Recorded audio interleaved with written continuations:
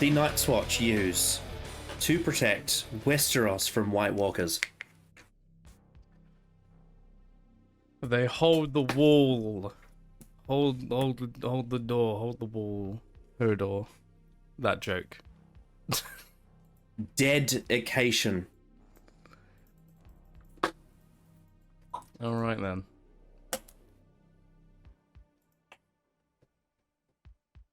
Hello and welcome to day 14 of the Genesis of Androzani Advent Calendar for 2023. We are doing Game of Thrones Season 5, Episode 9, which is called The Dance of Dragons. Not to be confused with the event in the historical canon called The Dance of the Dragons, which will be in the House of the Dragon show, or the fifth book in the A Song of Ice and series. The fifth book in the A Song of Ice and Fire series, which is called A Dance with Dragons. This is just The Dance of Dragons. And last time we had episode 8, which was Hard Home, which was comfortably the best of season 5. So yeah, your anticipation and thoughts going into The Dance of Dragons coming off Hard Home. Yeah. Considering episode 9 is always the episode every season where it's probably the biggest episode of the entire season. I'm not sure what they're going to do with this episode. It will probably most likely be something in Marine, most likely, or King's Landing. Those are the places that make most sense to me. Or Winterfell. They've been building this potential battle between Stannis and the Boltons, but whether they save out of the next season, which is very possible, then yeah, that's at least on the cards right now. Other than that, in terms of immediate future, that's kind of what I'm expecting. Obviously, you got Dawn, but I don't care about Dawn. So, yeah. So there's that. It's so inconsequential. I generally could not give two shits about Dawn. It's weird because Jaime used to be one of the best characters. Like back in season 3, he was the best character, arguably. Remember how, like, you know, back in the early seasons of the show, you were always looking forward to the next Jaime scene. Oh yeah, because the first three seasons, he was everything with Jaime was pretty great. Yeah, and then you get to the rape scene in Breaker of Chains, and it's all downhill from there. Mm-hmm. Yeah, long-haired Jaime is a great character. It's short-haired Jaime you have to worry about. I don't have much more to say. Go to Patreon if you want to see our full-length reaction. That's in the description. Apart from that, I'm ready to go. I am too. You seem awfully quiet today. I am very just. I'm prepped for what this episode could be. Okay. This will either be very decent or utter bollocks. Because that's this season. Could be anything. Could be anything. Oh, Jesus. Oh dear. Oh my goodness. Oh Jesus. That poor horse. Put last night's guards in chains. Either they fell asleep or they conspired with the enemy. Find out the truth and then hang them. Great. Unless Fucking there's hell. a fall. Have the dead horses butchered for me. Horse meat. That was Ramsay's 20 good men. I want to send 20 good men. It is fucking cold. Alright, this is... I actually wasn't expecting them to be at the wall this episode. We have our refugee camp. Mm-hmm. I do think it's a bit odd they haven't gone to Eastwatch. They've just decided to go straight to Castle Black, but whatever. I guess it's more likely to have the door opened there.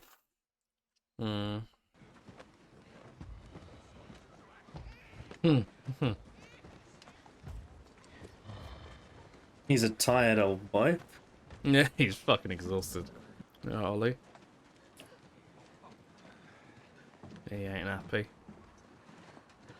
Fucking snowy. It'll get us all killed.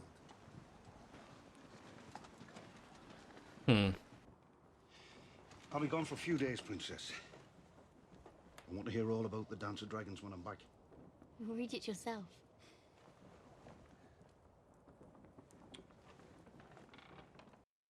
Wasn't that lovely? Hmm. Anyway, Dawn. Forgive us. We started without you. Please, sit. The The Dornish climate agrees with me. Prince Tressane.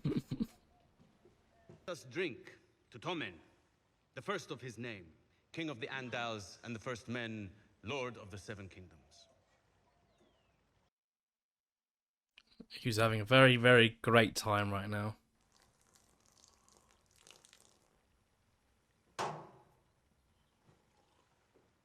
I remember when you were, like, charming. Mm. And a character. Ever since Oberyn died, she lost the will to be fun. She lost the will to be a character. It's just simple revenge. We've not even gone to, like, what Oberyn... Like, sure, Oberyn meant a lot to her, but we haven't really, like, talked about it at all this season. You have my word. The word of a king's slayer. No wonder you can't stand. For their sake, I hope you live a long and happy life. Speak to me that way again, and you won't.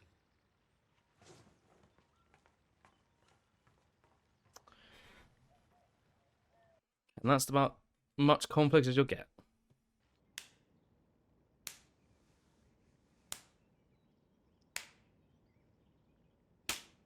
Why do we play? I'm better than you. I'll always be better. That must be so not annoying at all. Being in the other cell, just hearing that over and over and over again. You will. You're thinking too much. Now you're nervous. The editing of the seed is pretty shit. Oh my gosh, he missed. Now it's my turn. You're too slow. Holy shit, this is so basic. Oh my god. Oh no. She actually slapped her face. Why are you in my show? Fucking boring dickheads. Say it one more time, handsome. Who am I? The most beautiful woman in the world. And that's the truth. Slut. Prince Duran? Oh wow, she really does do it because she wants to hear those words.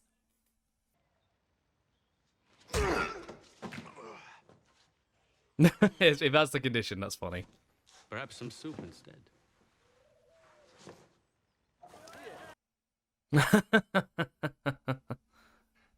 What an anti-story that was. I know. It's funny, but fuck me, what a waste of time. They've been in prison Anyway. for what? 4 episodes? 3 episodes? For your little clan. Oh wow, what a pedophile. Why is every call- other person in this city a fucking pedophile? It's a free city, right? You know, very free.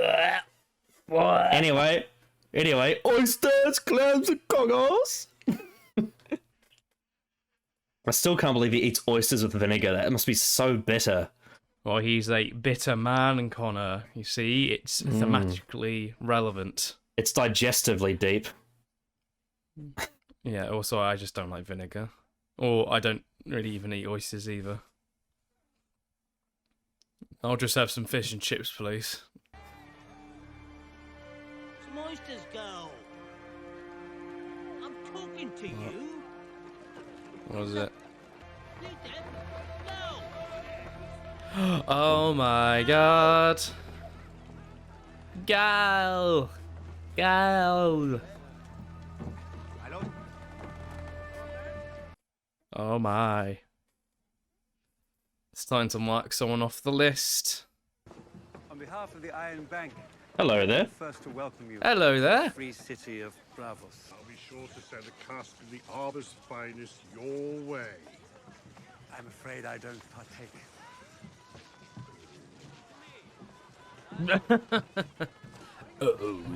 Imagine trying to buy something from the shopkeeper and they're just staring the other way. Oh, we're going to die tomorrow. The better take us. He's such a He's so dad. he just I can't remember the last time she killed someone off a list, if she has at all. Well, she let the Hound die, but didn't kill him directly. Yeah. I mean, technically, she did kill. She did kill that person in the House of Black and White with the pool water. They say oysters get the juices flowing. We'll take Ugh. 3 coppers. Here's a silver, because the lady likes you. How nice. That's what they call a tip. Too old. She's not that old. Just fucking watching her. And then Maisie Williams is going to probably walk through, maybe. If that's what I don't know. That way to get close and kill him. Too old. I have just the one. An aura. Oh god, if it's... Oh god. Please. Too old. Too old. She looks like she's in her early 20s, mate. Even he's like, what are you doing, mate? Alright, this is gonna be... Do not do another disturbing scene, please. I don't want another disturbing scene. The lads are hungry. Oh no. How unfortunate. Oh, Jesus. Oh, no. Good. You disgusting piece of shit. Free city of Bravos. I'll tell you when we're done. Fucking hell, Jesus Christ. I really hope he does this episode. I really hope You'll so. have a fresh one for me tomorrow. Stop! Fucking stop! Oh, God, you're fucking disgusting. Oh, that was... Oh. The thin man wasn't hungry today. Perhaps that is why a man is thin. Hmm. Tomorrow. That was actually really funny. Perhaps maybe that's why a man is thin. There we go, another death. Aramagulis.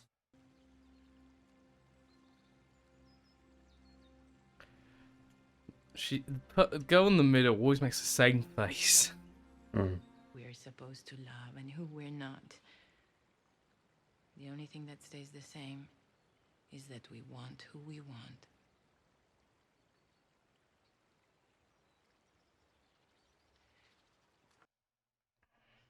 Yeah, but incest is bad, though. Well, obviously, it's not sins of the father, you know? Father. Speaking of sins of the father. What are you reading? Dance of Dragons. It's just what they call it. Make much sense. I think it's poetic.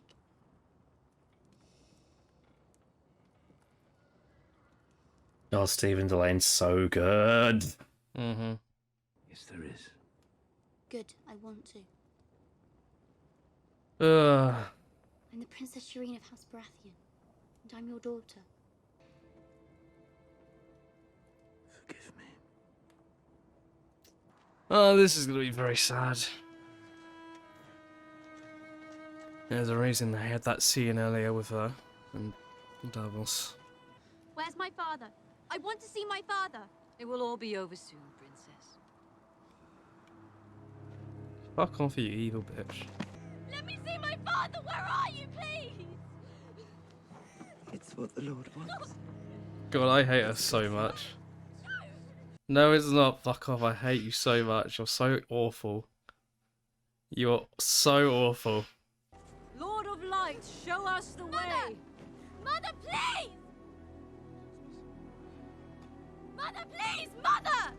Mother! I can't. There's no other way. She's king's blood. Lord of Light, Don't do this! Don't do this, please, Mother! Please, Mother! Mother! Please don't do this, Mother! Please! Please, Mother, please! Please, no!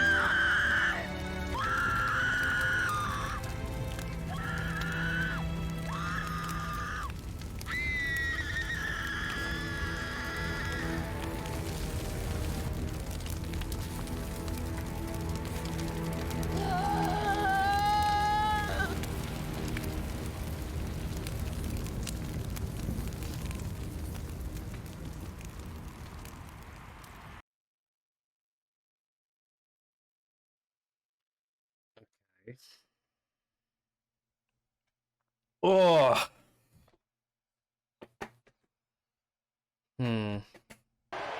Speaking of Targaryens, this is very Phantom Menace, isn't it? I think you mean Attack of the Clones. I guess the setting, yeah. With the Yeah, whole this arena. reminds me way more of Attack of the Clones. Yeah, it's a mix of the pod racing scene and the Geonosis. Yeah. They're all very excited to see people die. Yay. David versus Goliath, I guess.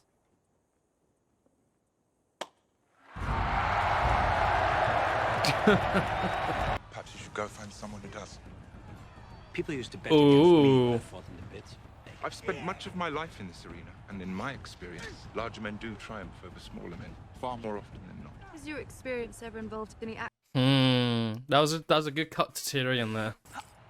Here. And the big men were always too slow to stop my dag beast faces. I knew I could rest easy. She is so turned on by this. Oh no! Ah. Nothing to ruin. Nothing to ruin his flirting like a public beheading. Well, from the bigger man as well. Easy to confuse what is with what ought to be, especially when what is has worked out in your favor. I'm not talking about myself. Tyrion's a liberal. I'm talking about the necessary conditions for greatness. That. He's a progressive. My father would have liked you.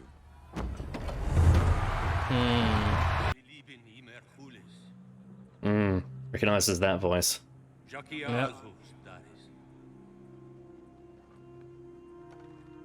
Consistent fucker. This is for him the last straw, where he dies or he lives, and the threat of that is what's going to get to her.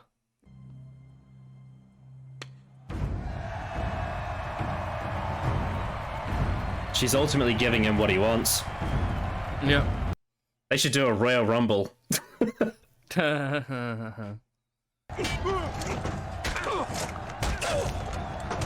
Fucking hell.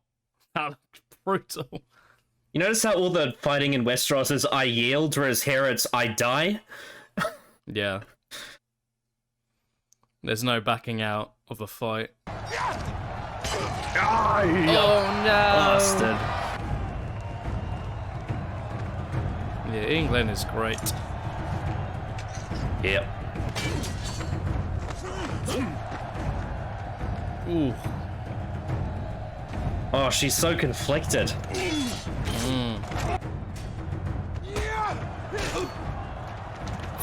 Jesus. Oh my god, Superman spear. And somewhere Roman Reigns is smiling. He is not winning this fight. Where's Barristan when you need him? Kill him! Kill him!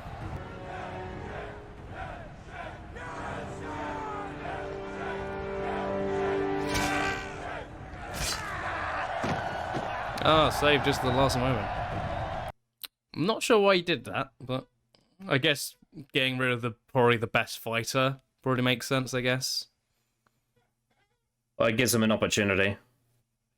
Yeah, that guy was clearly the best fighter in the out of the 5. Easy to get him from behind than in front. Yeah. Okay, oh, alright, that's... Just fucking grab that. You look like the guy hesitated for a second. Oh! The old roly-poly trick. Boo! Boo! Boo! Boo! Fuck you, Mormon! Fuck you, Mormon!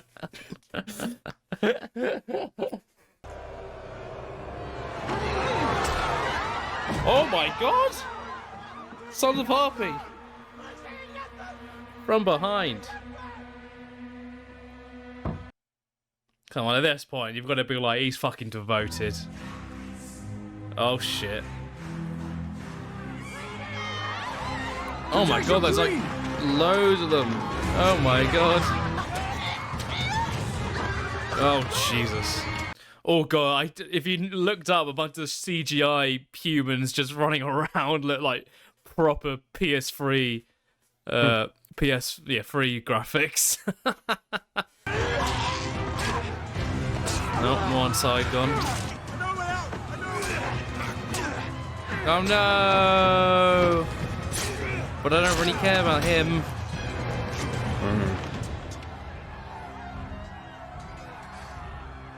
Hello again.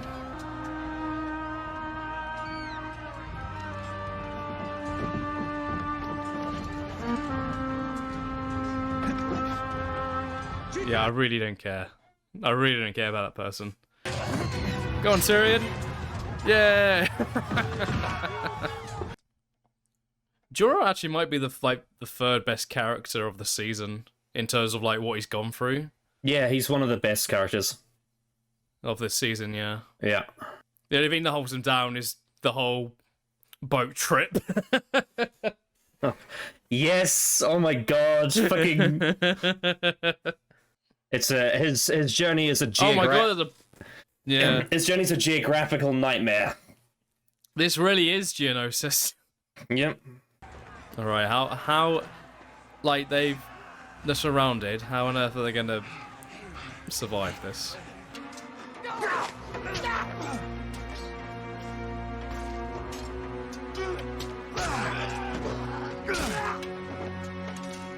It's gotta be safe from the dragons, surely, right?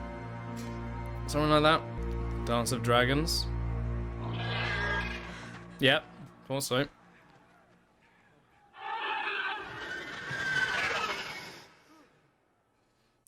That even sounds like the green insect from Geonosis.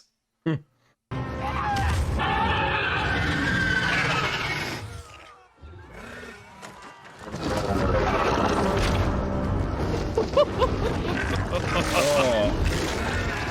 Fucking hell. Oh no. Oh, that's cool.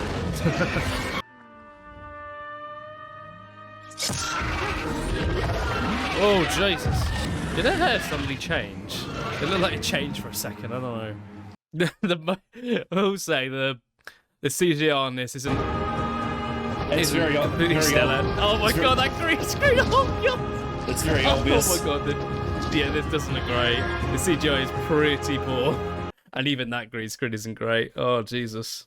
I appreciate what they tried to do, just didn't... Yeah. Yeah, they just left, I guess. Okay. Your initial thoughts on the Dance of Dragons? I thought that was relatively decent. I think overall. I thought that there were some moments and payoffs that I thought were pretty darn good for certain characters. I think, as we said in this reaction, there was a certain character that I've sort of, upon realizing in this episode what this kind of means for them, they've sort of become one of the best characters of the season. In an arc that is quite satisfying in a lot of ways. So that's something I quite appreciated. This also was one scene in particular was pretty hard hitting in terms of emotional impact and acting, which, yeah, I have thoughts on. And then you got other parts of the episode that I think were relatively fine, and then other parts I'm like, I don't care. That's kind of my thoughts. I think in terms of all the season's episodes 9, this is definitely the weakest by far. Definitely. Like it's not even close. Yeah. But I didn't hate it at all. I don't hate this episode. Yeah, it definitely is. It definitely has a very big presentation. It puts a lot into its presentation. Obviously, the green screen at the end is a bit dodgy, but the overall presentation is very... It does a lot in terms of drama, in terms of spectacle. I have mixed thoughts on this episode, as I do with a lot of Season 5. It's a bit complicated, I'd say. My sort of...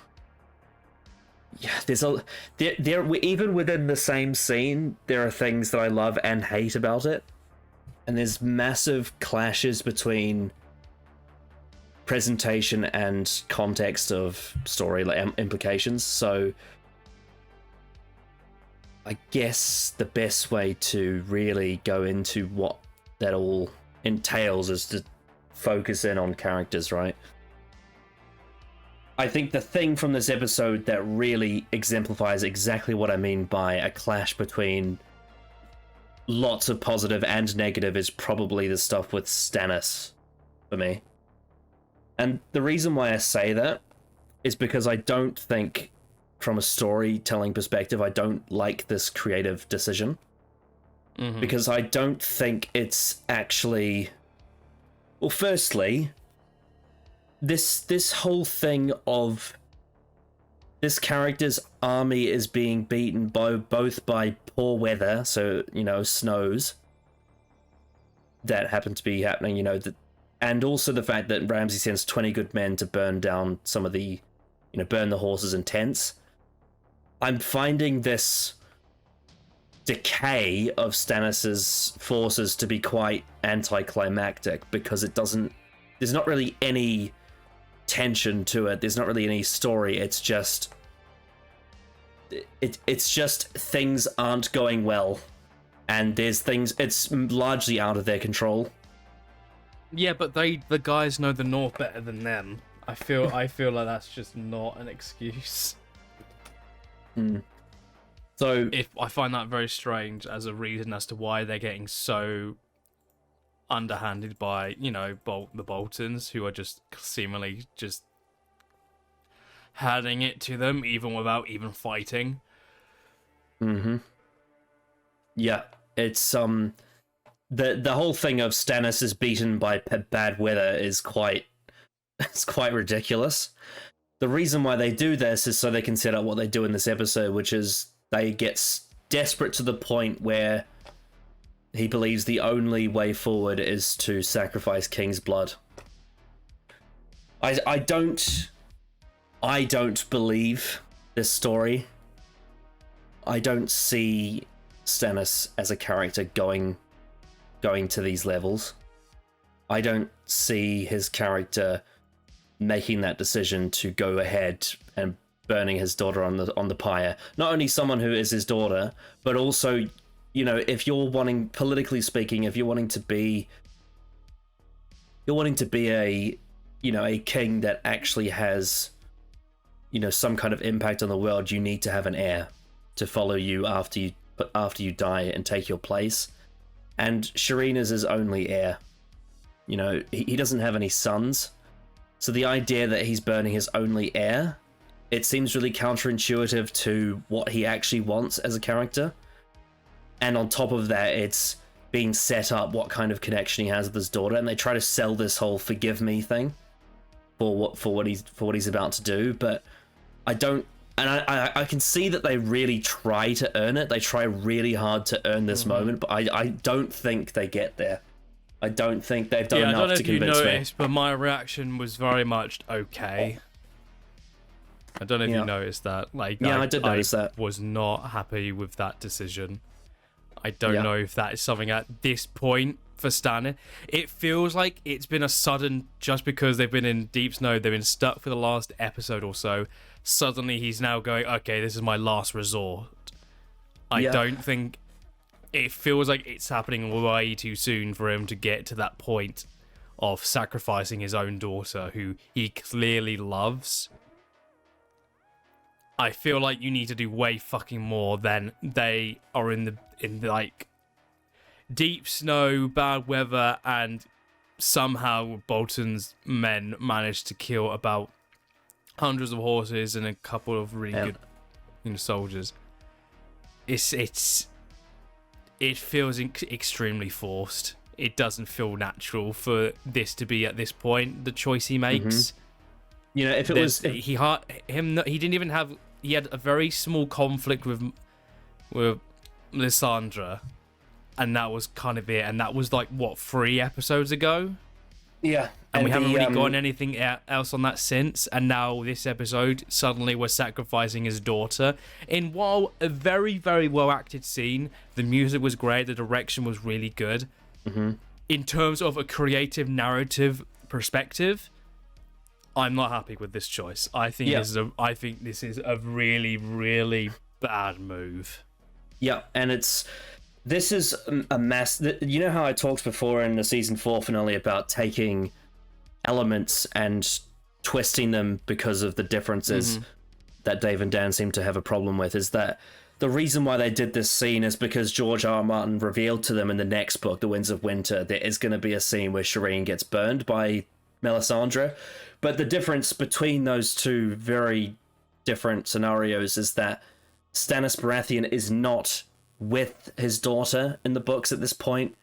She has been left at Castle Black, and so has the Red Woman. And Stannis has gone with his soldiers south towards Winterfell, right? So if this burning was to happen, it's not going to be because Stannis asked it to happen.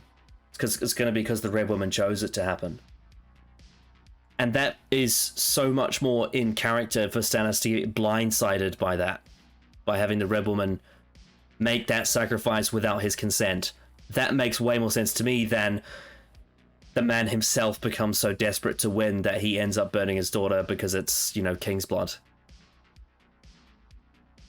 It's trying to do the same thing but doing it in a different way, and it doesn't do it in a way that I think works at all. And it's so frustrating because all of the actors in that whole storyline did an amazing job this episode.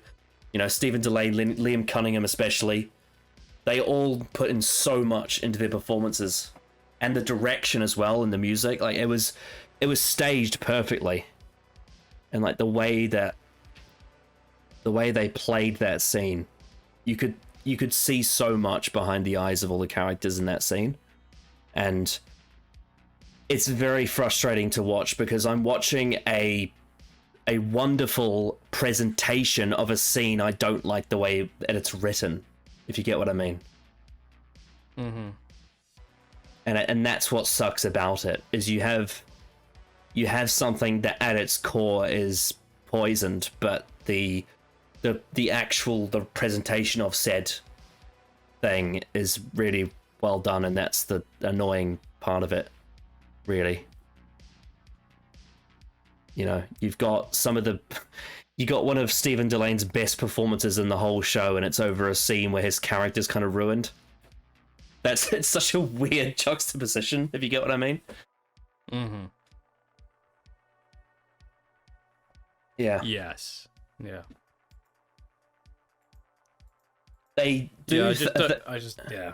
I will say they do a thing with Selyse where they've set her up as being very nasty towards her daughter, and then once she actually sees her about to be killed. No, yeah, there's something in that. I don't think it was something that I think was explored probably enough then. But there's something there, but I think it's nothing more than that, really, unfortunately. The acting's really good, don't get me wrong. It's I mean, in terms of character, the issue of it is the Stannis element. That's the link that doesn't work. I also don't believe if this is the choice he makes, he would hide. Like, she died not seeing his father. His father pretty much cowered. I don't believe that's something Stannis would do. I get what they're trying to go for in terms of, like, they've gruffed him up. He's got a messy beard. His hair's all over the place. He's, they've given him, like, much like, they've given him makeup which makes him look very tired and weathered. But, like, they've not done enough to make me think he suddenly he has to do whatever it takes and he's going to cower due to those choices he's making. I don't believe that. Yeah, I feel like he would be there in front to be there for his daughter, even if he's making this choice. I think this whole thing's wrong with this scene that I just don't agree with at all. And like that, the thing is that some people would try and say, oh well, he killed Renly, but I feel like there's a big difference between those two things. There's a very big difference with Renly and his own daughter. Let's get it straight. Yeah. Stannis did not like Renly, despite being blood. He did not like Renly. And also on top of that, the other thing is that Renly was denying his claim to the throne as well, and was trying to take it for himself. His actual claim to the throne, and he does not think that Renly would compared to him be a fit enough leader. His daughter is very different to Renly in their relationship and how, quite obviously, but even just their interactions, and from what we've heard about Renly and Stannis, how they felt about each other. But then we've seen obviously his interactions with his daughter. I don't believe for a second that, first off, he would make this choice in the first place at this point in time. I think in the future he absolutely could, but it's way too fucking early to make this choice. Secondly, I don't believe at all. I believe so much more comfortably he would obviously do what he did to Renly, because it's very much these two are opposing for the same thing. Renly is disputing his what seemingly is a rightful claim for the throne, and he has to make a tactical decision. Yes, it's about family and his own brother, but he's already mutinied against him. Like, he's already like, no, I'm going to try and claim the throne. At that point, for Stannis, he's too far gone. He's already made his bed and lied in it. So he's made that choice. His daughter is an innocent person who is his own flesh and blood, and who he clearly loves. At this point in time, let's be honest, yes, a lot of things have happened in the last episode with their men all dying, a bunch of horses dying, there being in bad weather. You still have to do so much fucking more to really bring him to the point where he is desperate to turn things around. He needs to have his men threaten to leave, threaten to be like, fuck this, we are fucking dying here in the storm, I'm gonna fucking leave. And he then needs to make that decision, this is it. This is either I end here, or I have to sacrifice my daughter. Yep, and That's how you fucking do it. And you do that next season. And you have them stuck in this at the beginning of next season, and you have to make that choice. That's what you do. That's the way to do it. And then naturally, this is a whole lot more stronger. This is really weak in comparison to what this could have been, because the acting for this scene, as we've mentioned, is really fucking strong. It's insanely strong. But the actual writing for that scene is piss. Yep. That's why it's such a weird scene to watch, because it's got such a juxtaposition between the two. When it ended, I was just like, I don't know how to feel about it. I didn't know how to feel about it, because on one hand, I think there's a story here that could be told really well. But on the other hand, I think they did a piss poor job at actually getting to this moment, because they didn't fucking do enough. Because it's imagine, really frustrating. Dude, imagine if that acting was over a really well-written scene, it could have been one of the best scenes in the show. I generally think that might be one of the worst decisions narratively they've made. Along with, like, as that it's not on the same level as the Tyrion killing Tywin last season, but it's in the same vein of, like, you've not built up to this well enough to earn this in any way. Yeah, because it's so antithetical to the character. Exactly. It's just, I just don't believe for a second that Stannis at this point would make that choice. I just don't see why Stannis would kill his own heir. Like, it's just, politically speaking, it is. At this point, no. It is political suicide. He needs to be brought to the fucking brink. He needs to be brought to the brink of everything ending. Then he makes the choice. We are talking about a show like in the exact same season where the Boltons are talking about how Ramsay could be delegitimized in the north because of Volder's baby. There is a very, very specific focus around who your heir is if you are part of a structure, a royal structure or a monarchy or a political, setup. There is a very, very specific focus on that. And then on top of that, there is the whole thing of kin slaying. Slaying your own kin is seen as a very, very, very hard sin in this. And you would think that more of Stannis' men would have protested this outside of just Davos Seaworth, who he got rid of. Even though they are desperate and they are starving and they are freezing to death, there has to be some level of, this is just not right. He hasn't just banded together a bunch of, psychopaths. this, this is supposed to be reasonably minded men that are following him because of that logical sort of through line. I just find it so frustrating, because I think it's Dave and Dan thinking, we want to have the icon. You mentioned this in the season 4 finale review. It's Dave and Dan wanting to have the iconic moments in the show, but without actually earning them. Yeah. Because I believe that when Shireen is burned in the Winds of Winter, I think it will be an iconic moment. But it's not going to play out the same way, because I don't think Stannis is going to have anything to do with it. Exactly. And him sending away Davos knowing what he's about to do is bad. It's very cowardly. Yeah, exactly. I don't believe Stannis has not been a character been built up as a coward. His whole point of him staying is because he's not a fucking coward, yet he's making coward decisions. And he's ultimately betraying Davos Seaworth, who has been by his side the whole time. He's been his best man. Which, again, you can build to that being the case, but they haven't. They haven't, and it's as simple as that. They have not done anywhere near enough to earn these payoffs. And it's really fucking frustrating, because the acting, again, like I keep saying, the acting in this episode from Stannis is fucking great. It's really good. But good acting isn't going to make this episode well written. And it's the exact same thing with Peter Capaldi and Hellben. He can give a good performance, sure, but the writing is utter piss, then I'm not going to fucking care. It's a waste of time. The actors are putting all the effort in for this shit writing. Ugh. I honestly feel like I think that decision has ruined Stannis for me. And that I really hate saying that, because I actually thought Stannis was a character that had so much potential for what they were going for. And even this season, what they were trying to set up could have been really fucking interesting. But fuck me, they fucking ruined it. Oh, his scenes with Jon at the start of the season are really good. Yeah, they're really good. His scenes with his own daughter are fucking really good. Mm-hmm. Like, his talk with her in the tent, I feel like, in isolation, is a fucking great scene. It's a really good scene. For next season. For next season. Mm-hmm. You need to give us another season's worth of story and build-up to earn this moment.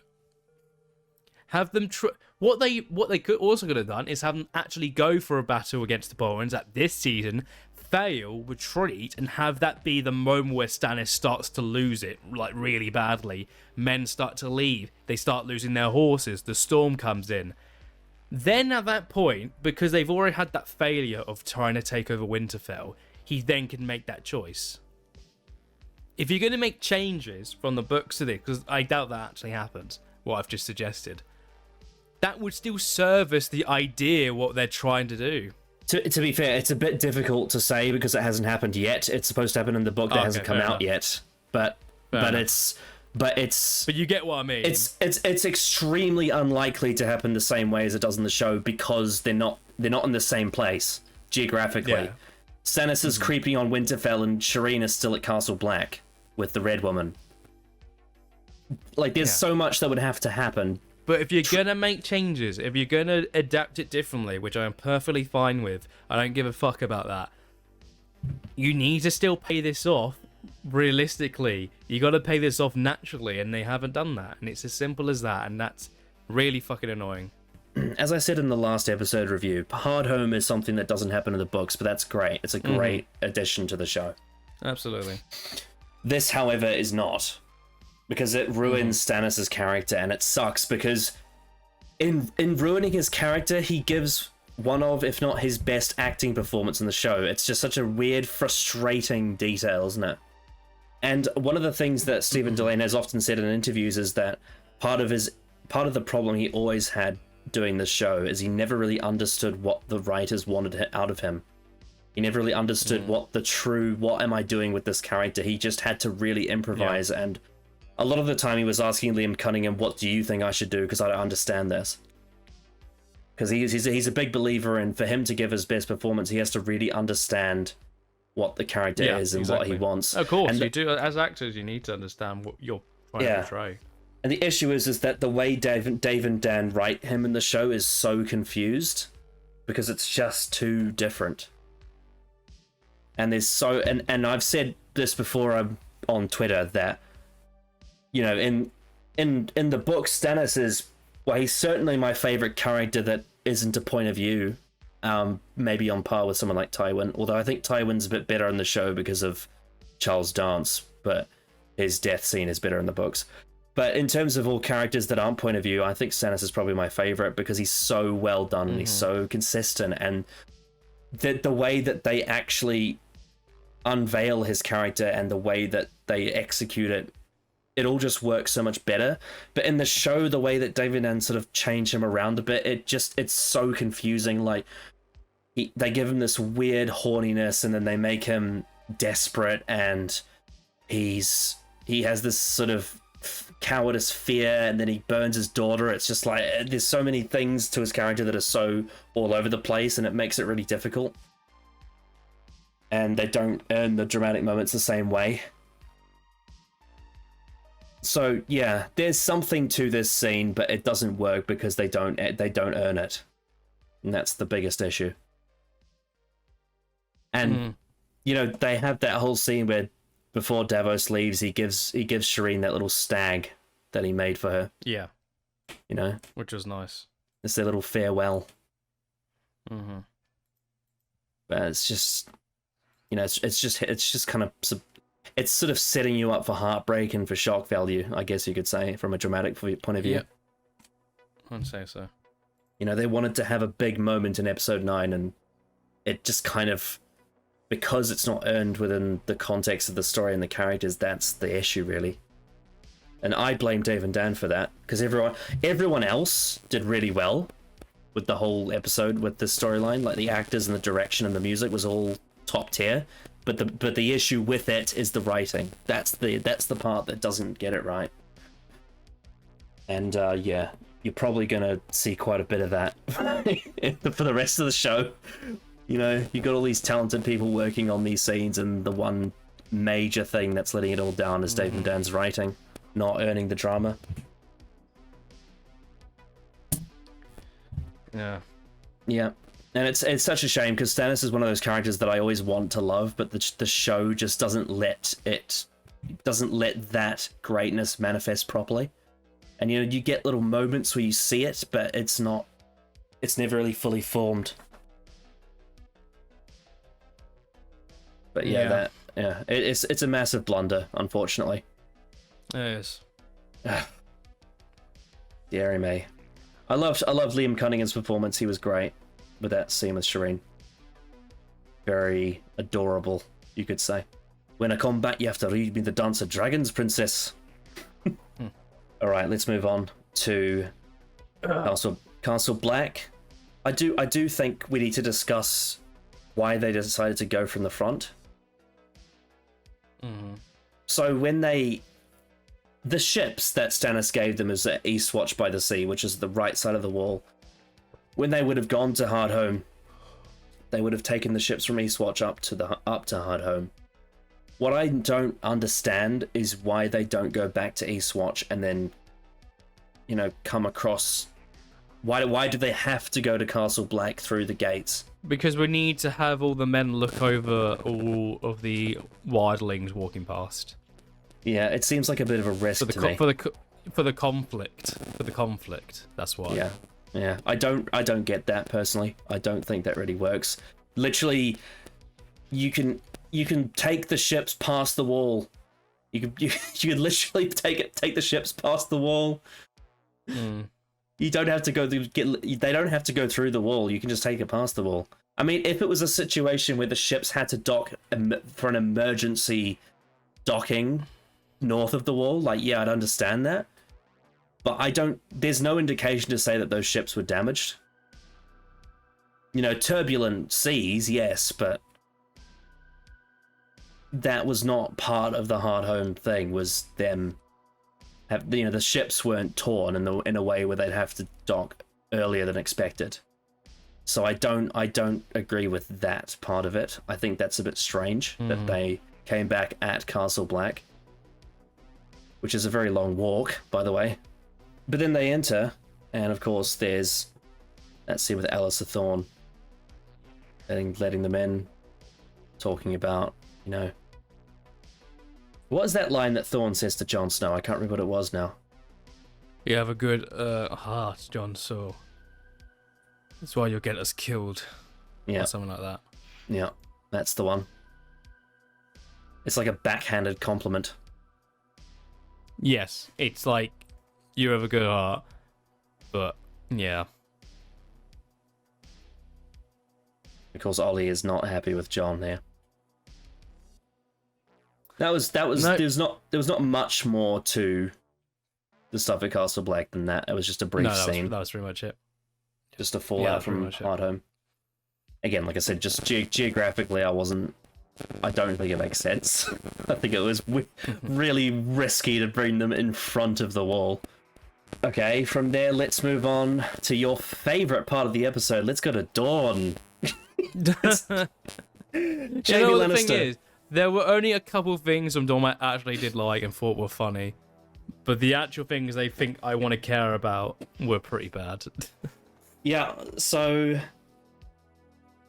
I will say there was one good scene between Jaime and Ilaria Sand near the end of the episode. Really good. Yeah, that was a really good scene. It reminded me a bit of, because there's a scene in season 4 between Oberyn and Cersei that's really nice, and where they're talking about, you know, their daughters. Mm-hmm. And that was a really nice scene in season 4. And so here they have a scene between Jaime and Ilaria Sand, and obviously she's, you know, talking about, you know, obviously I know you love your sister, and in Dawn that wouldn't be looked down on. Sort of talking about the morals of love, and the only thing that doesn't change is we want who we want, you know? And the Dornish way is sort of to believe that the law should be consistent with what love draws you to, I guess you could say. But there are grey areas to that, is like, how far is too far, where do you draw the line? And with things like incest, that's when it becomes questionable. Of like, what? I mean, in terms of our own understanding as an audience, despite the fact that we can very clearly see that Jaime feels a certain way about Cersei, there's many reasons why he shouldn't have engaged in the things he has with Cersei because of the incest factor. And there's a lot of, I guess you could say, reasons why that has all happened. It's because of how insular the family structure is. And it's the same thing with the Targaryens, sort of trying to keep the blood pure, I guess you could say. But that was a very interesting conversation between Jaime and Ilaria Sand. I think the strange thing about Ilaria Sand's character and the performance from the actress is that her performance seems to always depend on the writing. When the writing does her character well, her performances are usually quite good, and when the writing is not good, her performances are quite bad. She seems very, you know, very... Because like, you get that whole scene where she's sitting on the couch and she pours her wine on the floor, and it's just super cringy. But then you get that scene later when she's on her knees crying, and she has to kiss his snake ring to, you know, swear her allegiance rather than die. She has a very mixed bag of performances, and I think it really depends on the tone and how well written it is. Yeah. My biggest issue with Dawn is how much of an anti scene it is. It's so... It's no, like, it's an anti-drama, isn't it? There's no issues here. There's no issues here now. We're done. Yeah. Yeah, like, Prince Doran basically just resolves all the conflicts in about 5 minutes with very reasonable logic. One of my favorite things about... We're what, 3 episodes now, and they could have done this in 1 episode. You know, one of my favorite things about Prince Doran's character in the books, and I'm just going to wax lyrical about this now because I love to do this, is that he gets criticized by other Dornish characters for not seeking out revenge, and people say, oh, he doesn't take action, he's just stagnant, he's passive, you know, he sits there in his chair with his gout and he does nothing. But then it's revealed later on, he has this whole speech to his daughter Ariane, and who isn't in the show, about how he is the snake in the grass. And I need to find this quote, because it's a really good scene. Here it is. So this is a scene from the books with Prince Doran Martell where he says, I am not blind nor deaf. I know that you all believe me weak, frightened, feeble. Your father knew me better. Oberyn was ever the viper, deadly, dangerous, unpredictable. No man dared tread on him. I was the grass, pleasant, complacent, sweet-smelling, swaying with every breeze, who fears to walk upon the grass, but it is the grass that hides the viper from his enemies and shelters them until he strikes. Your father and I worked more closely than you know, but now he is gone.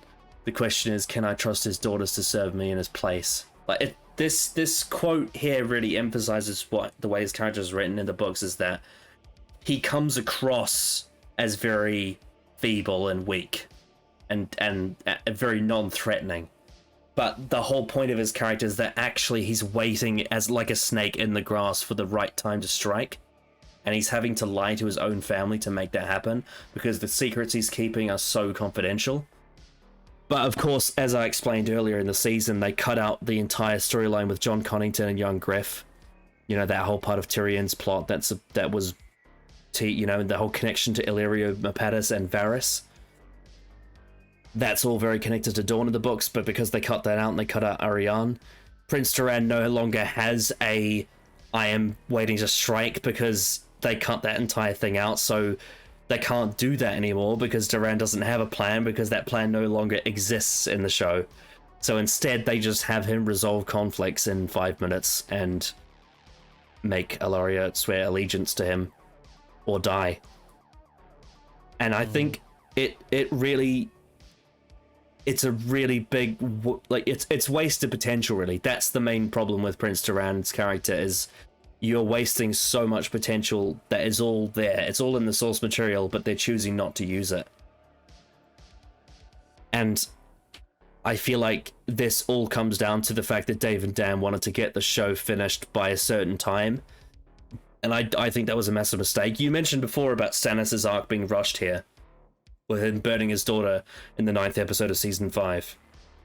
It's similar with Dawn. It's like, there's so many things, there's so many ingredients to why this part of the story exists in the books that aren't there because they cut them out. And it makes it seem really pointless because they don't have anything else to do with it. So they tell this really simple misunderstanding of a story, and it's resolved very weakly. And with comedy as well, they almost lampshade it, like the way that Bronn hits Trystane. He should have been punished, but he's not. The only revenge he wants is Areo Hotar to elbow him in the face, which is quite funny. But again, as a piece of drama, this is pretty piss poor. And it's very noticeably not as... The effort is not there compared to other parts of the show. It's evident by its lack of stakes. And it's sort of the very, very simple nature of how it's resolved. The one thing I will say, though, is the setting looks great. Like, that, the interior design of that house is fantastic. But I know that they went to a location that looks like that, so yeah, that was helpful. Yeah, you give your thoughts. Yeah. Dawn. Oh, Dawn. Yeah, I just don't know how to feel about it. I just don't know how to feel about Dawn. Because so much of it is just such wasteful time. This again, the jail scene was so a fucking waste of time.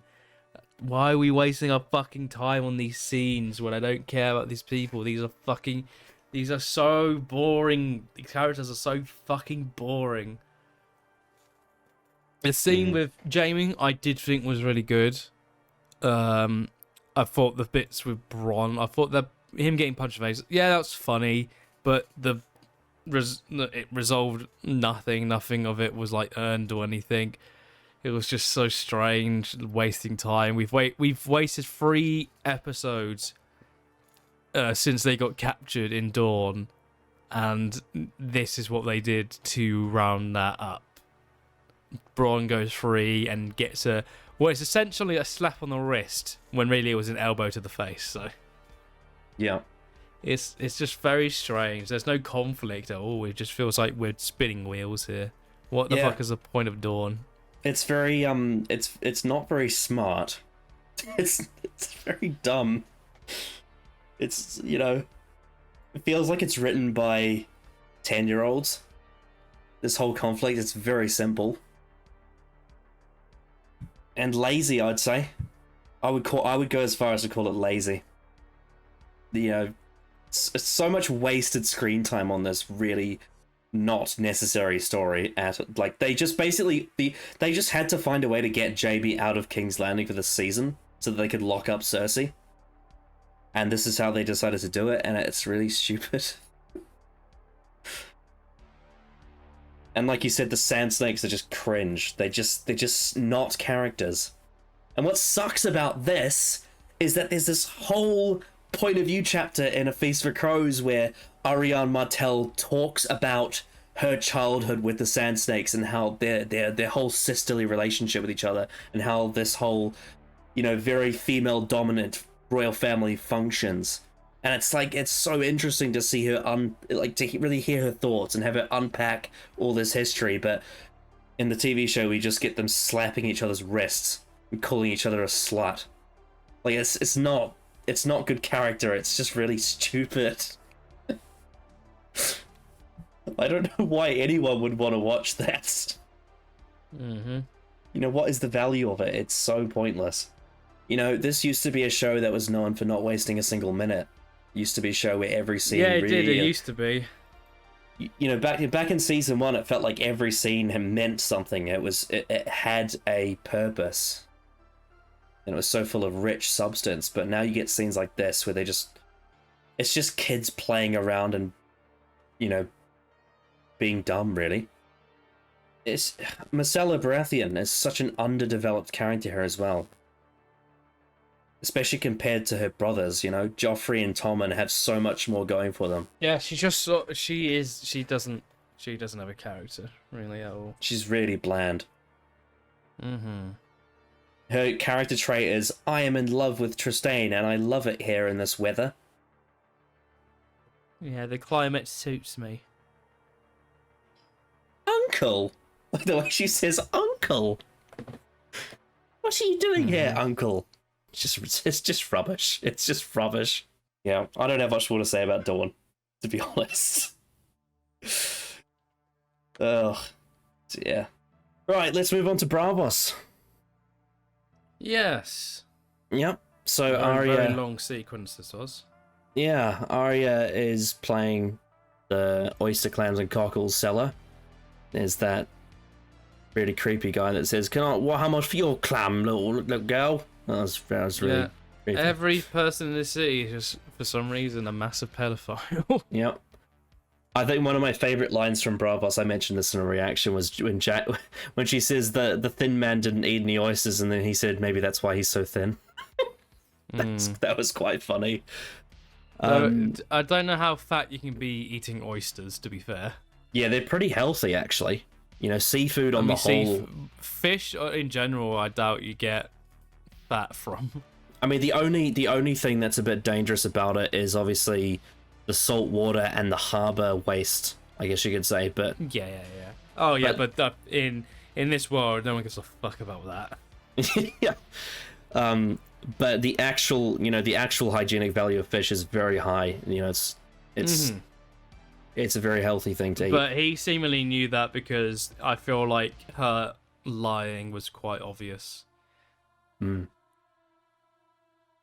Yes, and of course Arya, when she's at the harbour, she witnesses the arrival of Mace Tyrell and Meryn Trant, which seems to have taken fucking ages. Like, they have taken their absolute sweet time getting there. Yeah, when did they leave? Like episode 4, 5? It was really early in the season. Yeah. It was really early. They've got there now. Anyway, they took their sweet time getting there. Created by Tycho Nestoris, played by Mark Gatiss of the Iron Bank. And Mace Tyrell is a cringy dad who's trying to sing songs about kissing. Completely naive to what Meryn Trant is doing there. So they've decided to take Meryn Trant, who is already a quite dislikable character who likes to beat Sansa and killed Syrio Forel. He's a very dislikable Kingsguard, and they've basically upped the ante with him and made him as despicable as possible by having him go to a brothel And that this scene is memed a lot. You know, the too old. It is memed a lot. It's quite an edgy joke.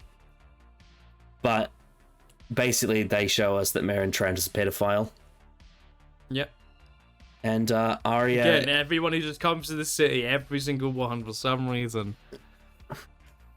It's the free city of Bravos, the city of pedophiles.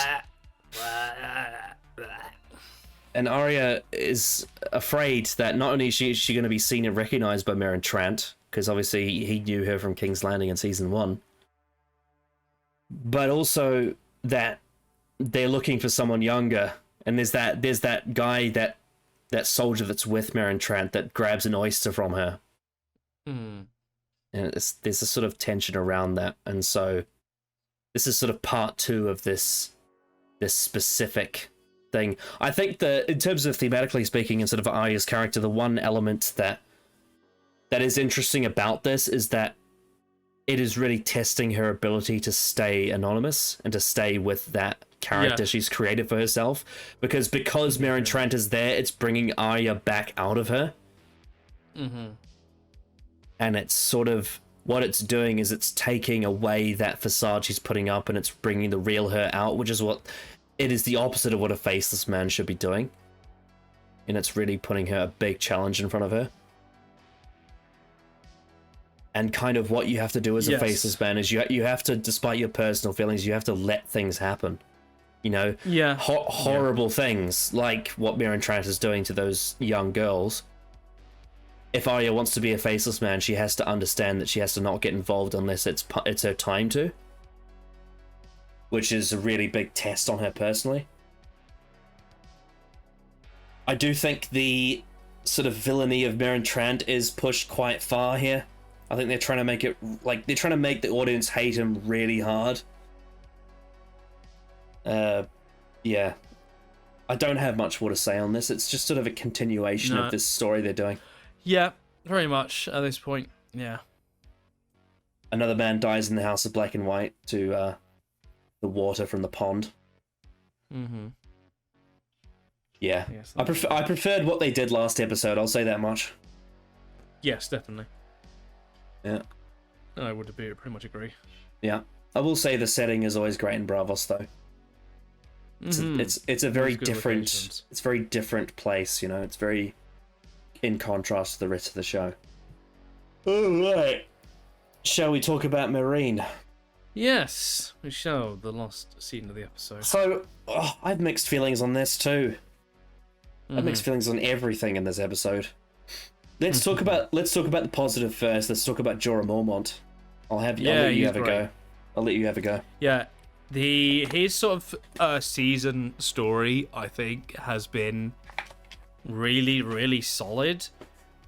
Like, his just absolute devotion to Daenerys and sort of trying to do everything he can to convince her that he is, like, devoted to her, I feel is quite a pretty good story for his character, considering what happened last season. I think I actually really enjoy the interactions he and Daenerys have without speaking in this scene, and I think it's a really good payoff to the season for him.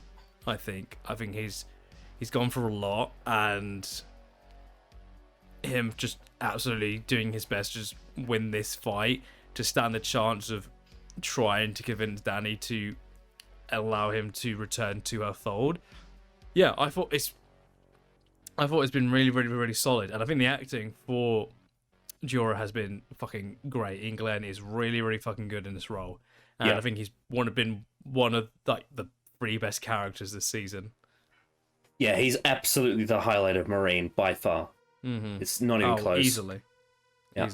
His whole character this season has been fantastic. Yeah. Outside of some of the geographical impossibilities, but we'll forget that for now.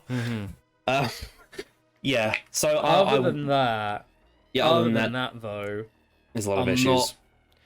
There was quite a lot of issues. I thought the fight. So the fight choreography was relatively fine for the most part, but there were a couple of issues I noticed. I think there was one point where Spear Guy went for the when Jorah was on the floor, he sort of hesitated as he was like, as Ian Glenn was grabbing it. So that was something I noticed a little bit. There were a few cuts here and there that weren't great, but there were some other stuff that I thought was relatively solid. So the next best thing I think was the fights in this scene. Yes. Then you have I want to that happens. I want to talk about something I have a massive beef with, and it's to do with what you were just about to say. I really, really, really despise what Dave and Dan did to his Tazer Eirich in the show. Like, it's the way that they make his character so pathetic. Absolute whimper. He died with an absolute whimper. What I love, my queen, where is my queen? And then he dies. What I love about the balance of desire and power for Daenerys in the books between Daario Naharis and Hizdahr is that they feel like they are on equal level. Because Hizdahr is a royal monarch, he is a very important figure, he is the strategic, obvious choice. Hizdahr in the books has that chadness about him, but there's also there's this sort of suspicion that he might be behind the Harpy, and Barristan very much believes that. And Barristan corners him. There's been something about him that seems like he could be guilty of the Sons of Harpy's attacks, and it kind of feels like that was something they were trying to slightly build to, but apparently not, because he gets killed by one of them. Apparently not. But the thing I love about that in the books is that there is this suspicion about him. Does he have something to do with the Harpy, or does he not? Barristan thinks that he does, but he can't prove it. He corners him with a sword, and Hizdahr, after all of the time of being this really powerful figure in scenes, is finally desperately on his knees when Barristan has him at his throat. Not necessarily because he is empowered the Harpy, because he actually is scared. And the power dynamic between him and Daario is way more equal in the books, whereas here, Daario Naharis completely walks all over him with absolutely zero effort. And Hizdahr is just so pathetic of a character in season 5. And Daario is just sort of using his bad boy ways to dance circles around him. And it creates this comedic sort of sexual tension with him and Daenerys. But in terms of the actual connecting to the Meereenese side of it, Tazer Eirich does not come across to me like an actual monarch. He comes across like a fool. And I think that really devalues the story massively, especially given that he just randomly gets stabbed by a Harpy. Yeah, just stabbed to death, and then the sort of last shot of him just dying on the floor was like, man, they just made you pathetic, didn't they? Yeah. Yeah, and it sucks because the setup in season 4 was actually really well done. I actually really well like what they did in season 4, but they didn't bolster his character with that authority, with that I am basically the king of Meereen, and that's why you want to marry me. Like, there is a reason why Daenerys wants to marry him, you know, and it's supposed to be like that, but it's just the show makes him seem so just beneath her and beneath Daario, and I think it's really fucked. And even in the scene, you have Tyrion basically calling him an imbecile. So yeah, he's very easily disposed of, and I think it's a massive waste, really. Yeah, pretty much. That kind of sums up his season. Yeah, Tyrion doesn't do too much. He has one little moment where it's talking about small men and big men, and he does that little smirk to the camera. That was quite good. Yes. Yeah, that's quite good. I do like a lot of the tension when Daenerys sees Jorah Mormont, and she has to make the decision to let him fight. I thought that was really good. Yeah. Now, I want to talk about one of the massive differences and why this scene comes across so stilted and awkward to me, is that they massively, massively, massively changed the reason behind, and the context and the tone behind the whole way the scene happens. So, as you saw in the show, the Sons of the Harpy ambush the stadium and do a big massacre, and right when they're cornered, Drogon appears and sets them on fire, eats one. Daenerys climbs on his back and they fly away, and it's kind of this heroic saving of Daenerys, right? It's very strange. Yeah, it's very strange. What happens in the books? To me, is so much better, and part of the reason why it's so much better is obviously to do with her inner monologue. But if I want to explain why it's so much better, I have to really explain the details of what happens and why it happens and all that. Because there is no Sons of the Harpy attack in the books. There is no ambush. There is none of that. Because the actual Marinese people are much more complex in the books than they are on the show. They have an actual, an actual complexity, politically speaking, in terms of their alignment to Daenerys, the way that they view her, and also the way they view the dragons specifically, because of what happened with, the farms being burned down, the sheep being destroyed, the children being burned. That stuff, which is really important, which is one of the reasons why Rhaegal and Viserion were locked up in a prison. This, in the scene in the books, Drogon flies into the fight arena, and there is no Harpy involved. And everyone in the stadium turns on the dragon, because they hate the sight of him. And the dragon is seen as the enemy by the Marinese. And so, rather than it being Drogon saves Daenerys from the Harpy, it's Daenerys saves Drogon from the Marinese. And in the scene, Drogon is afraid. Not necessarily afraid that he's going to be threatened by people, but there is this sort of... and this is kind of a dragon as a character. Daenerys cites that her child, her dragon, is not welcome in this place. And in this moment, Daenerys realizes, after having gone through so many things with so many people and so many men trying to marry her, and so many, you've seen her go through every single possible scenario of what is wrong with Meereen and how she can't fix it and how it's too complicated and she's too out of her depth and all of that stuff. And the struggle is just too much, and it's all been building up. It's in that moment when she realizes to herself, I am not a politician, I am the mother of dragons. And makes the decision to leave the fight pit and leave Meereen with Drogon, and takes him away from the pit. And I think for character reasons, that works really well. Whereas I think the TV show version, where it's a Harpy ambush and then Drogon saves her, it doesn't have any of that meaning. It doesn't have any of that impact. It's very, very hollow. It's very simple. It's very cliched. And in some respects, it's almost convenient that he turns up right at the moment that they're cornered. Oh, it's so fucking convenient. Yeah. And now suddenly all the sons there, and then the Sons of Harpies all, like, a lot of them run away instantly. Others from spears, but they kind of just... Then Daenerys just kind of rides Drogo off into the sunset, and that's kind of the end of the scene, and it just felt very abrupt. It's like, there's probably still a fight going on, guys. Yep. You can't end the episode there. It's really strange. And also, one of the other key things about the books is that when Daenerys goes away with Drogon after that moment, Barristan is the one that takes over Meereen in her place, because obviously he's at her side. And just for context, Tyrion and Jorah Mormont haven't actually got to Daenerys at this point in the books, so this is different. But it's very much after Daenerys leaves, it is a struggle between Barristan and Hizdahr for the power of Meereen. Because Hizdahr is married to Daenerys, therefore he believes he has the right to that monarchy. But Barristan suspects him of being behind the Harpy, and he's defending in her honor.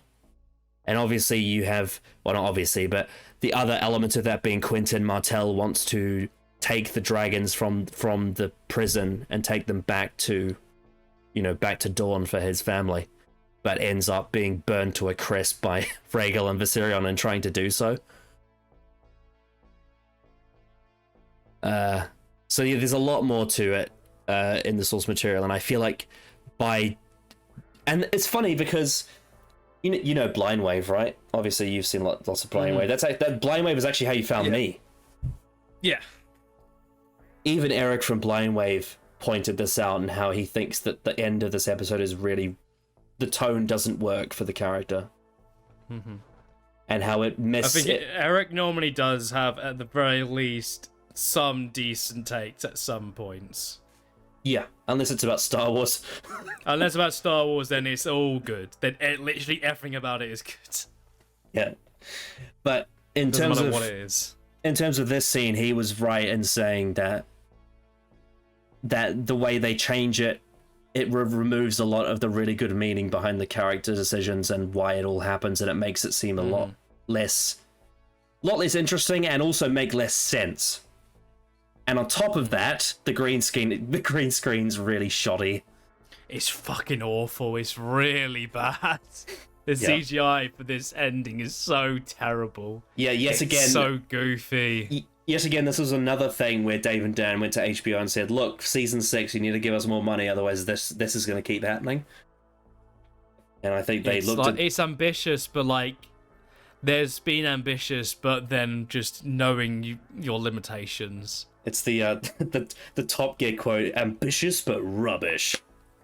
Yeah, exactly. You can be ambitious, but this is really bad. Yeah, for 2015, biggest show in the world, budget, sort of standards, it's not good enough. No.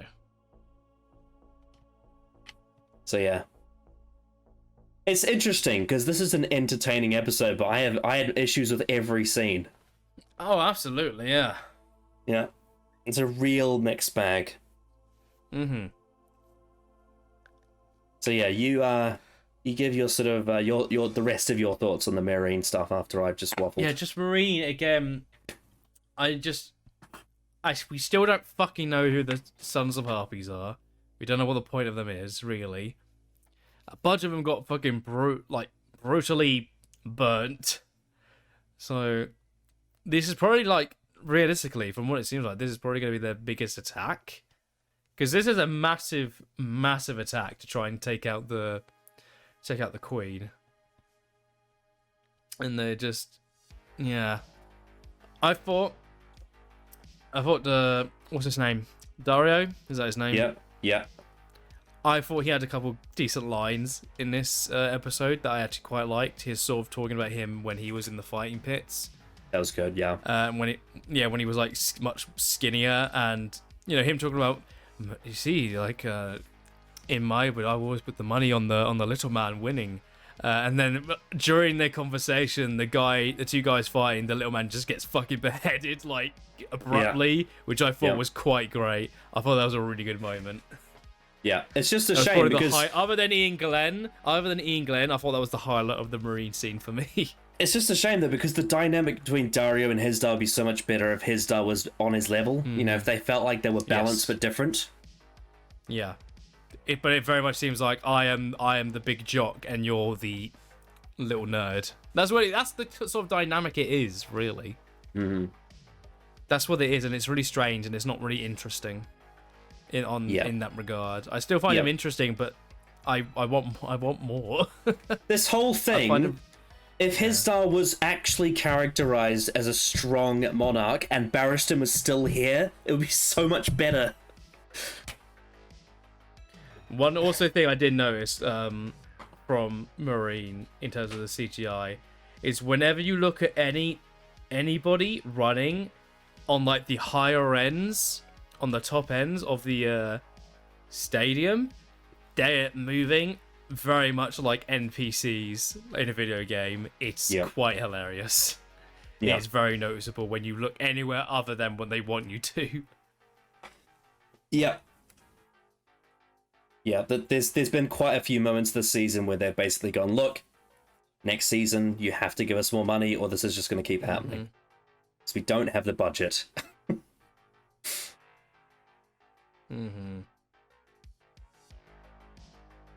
We want to do ambitious things, so you got to give us ambitious money. Yeah. But yeah. Yeah, Marine, again, some decent stuff there, and one really great, a couple of good performances there. But what I said about the center scene, it's like they've taken an iconic moment from the books, but they've completely changed the context. That scene where Daenerys rides Drogon in the books is one of her best scenes in the books, but they've completely changed it. All of that inner monologue, all of that characterization, all of the reason why it happens, it's all different, and it's so awkward. It's just such an awkward adaptation. It really pisses me off. Yeah, not ideal. But yeah, anything else you want to say about any of them characters? Them characters, we say. Yeah. Nothing else really. I think I've just got the fucking the one shot of Daenerys on the dragon, and it's the background is the stadium for flying up, is probably one of the worst shots of the entire show. This is horrendous. Yeah, it's real bad. It's so fucking terrible. Oh god. I'm trying to fucking open up my fucking screenshot app to fucking get a shot of this, because it's insane how So yeah, The Dance of Dragons received highly positive reviews, as you'd expect. Many critics praising the episode's conclusion to the Daznak's pit. Disagree. The showrunner's decision to have Stannis sacrifice Shireen, however, polarized critics. Some praising it as strong character development, others feeling it betrayed Stannis' character. Yeah, it did. It's underscored by an especially heart-wrenching moment and a spectacular display of power. The Dance of Dragons successfully delivers the shock and awe the audience have come to expect from the series' penultimate episodes. Well, it's certainly shock and awe. I think it's... Yeah, it's frustrating because it's a really, really well-performed scene. And it's wasted on writing that doesn't work. You can feel it, like you can feel a good scene happening, but it doesn't make it there because of, there's this, they talk about the left side of the brain and the right side of the brain. One is the logical side, the other is the sort of the creative and the emotional side. That scene is firing on all cylinders on one side of the brain, but it's fucking it's completely dysfunctional on the other side. And because it's very full of emotion, but it doesn't have the actual foundation to hold it together.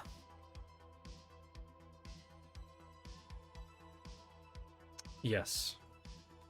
And that's the real shame about it.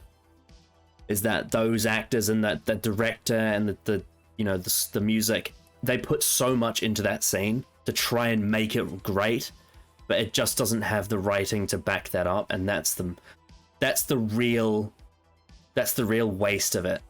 Is that, it would be one thing if it all failed, but because it's only one thing that fails, that's what makes it so frustrating to watch. Because it's a scene where I'm watching these great performances and I really want to like it because of that. But I just can't because of the writing. Yeah.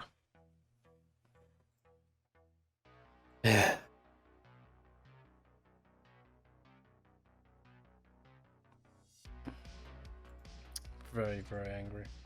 Yeah, very it's a very polarized people are over this particular part of it, for sure. Of course, it's written by David Benioff and Dan Weiss. I feel like this episode really exemplifies exactly what kind of... it's weird because they wrote Hard Home in the previous episode, which showcased a lot of their positives, a lot of the things they do right. I feel like this episode really showcased a lot of the things they do wrong, while it's being sort of redeemed by some very good stuff. It's faulted by the errors they are making to really live up to the story. And I think they are the worst thing about the episode. Because on the other side of that, outside of the green screen fuck up in Marine, I think the direction by David Nutter is actually really well done. I think it's a really, really finely directed episode. Especially the scenes with Stannis. I think the camera angles are spectacular. I think the set dressing at Dawn is really well. It's really nice. The stuff in Bravos looks great. Even the stuff at the wall is really well directed. there is so much to like about the production of this, but it's the writing that doesn't click. Would you like to say anything about the direction? I thought the direction overall was pretty good. I think for the Stannis scene in special, I think the direction was really good. It's just the scene is a part of.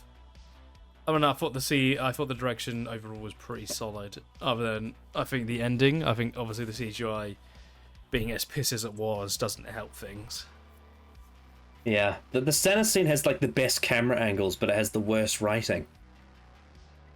It's very fucking weird. I tell you what, though, something that we can absolutely praise about this episode was the music.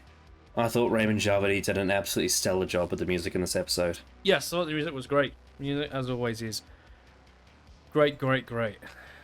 Fantastic stuff. It's just he had to do a lot of things and a lot of very different things in a lot of different scenes, and I think he achieved all of them very well. Mm-hmm. And that music in the Shireen burning scene is very painful. It is. It's very effective. Also. Yeah. So, shall we listen to some tracks? We shall. The first is called Dance of Dragons.